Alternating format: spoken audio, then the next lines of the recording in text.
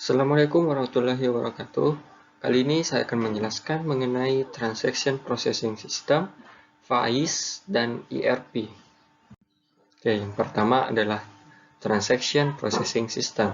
Sistem pemrosesan data transaksi terus mengalami perkembangan dari sistem pemrosesan secara manual menjadi proses data elektronik menggunakan mesin.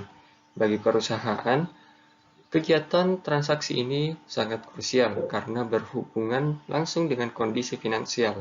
Jika terjadi sedikit kesalahan dalam hal perhitungan atau saat melakukan transaksi, maka perusahaan akan mengalami kerugian. Oleh karena itu, perusahaan mesti mengimplementasikan teknologi Transaction Processing System yang berfungsi untuk mencatat, memproses data hasil dari transaksi bisnis seperti penjualan, pembelian, dan perubahan persediaan atau inventory. Transaction Processing System menghasilkan berbagai informasi produk untuk penggunaan internal maupun eksternal. Sebagai contoh, membuat pernyataan konsumen, cek gaji karyawan, kwitansi penjualan, order pembelian, formulir pajak, dan rekening keuangan. Transaction Processing System juga memperbaharui database yang digunakan perusahaan untuk diproses lebih lanjut oleh sistem informasi manajemen. Transaction Processing System merupakan proses yang kritikal untuk suksesnya perusahaan. Dengan begitu, risiko terjadinya kesalahan saat melakukan kegiatan transaksi rutin tersebut semakin kecil, dan perusahaan tidak rentan mengalami kerugian. Jadi dengan memiliki sistem informasi manajemen, perusahaan akan memiliki sistem transaksi yang terintegrasi serta efektif. Selanjutnya ada Functional Area Information System atau disingkat FAIS.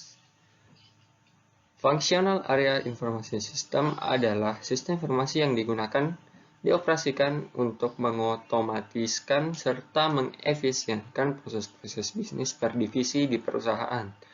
Tetapi, antar masing-masing FAIS tidak terintegrasi, hanya berdiri sendiri untuk masing-masing divisi perusahaan. FAIS berguna untuk menghasilkan berbagai laporan dari berbagai divisi sebagai bahan bagi para manajer untuk membuat keputusan rutin atau terstruktur yang lebih berkualitas. Functional Area Information System ini disebut juga MIS atau Management Information System atau SIM, Sistem Informasi Manajemen. Contoh dari Functional Area Information System atau Manajemen Informasi Sistem, yang pertama ada Sistem Informasi Akuntansi, Sistem Informasi Keuangan, Sistem Informasi Produksi, dan Sistem Informasi Pemasaran, dan sebagainya. Selanjutnya ada ERP atau Enterprise Resource Planning. Pengertian Enterprise Resource Planning adalah sistem perangkat lunak modular yang dirancang untuk mengintegrasikan area fungsional utama dari proses bisnis perusahaan ke dalam satu sistem yang terpadu. ERP menstandarisasi, menyederhanakan, dan mengintegrasikan proses bisnis seperti keuangan, sumber daya manusia, pengadaan distribusi, dan departemen lainnya.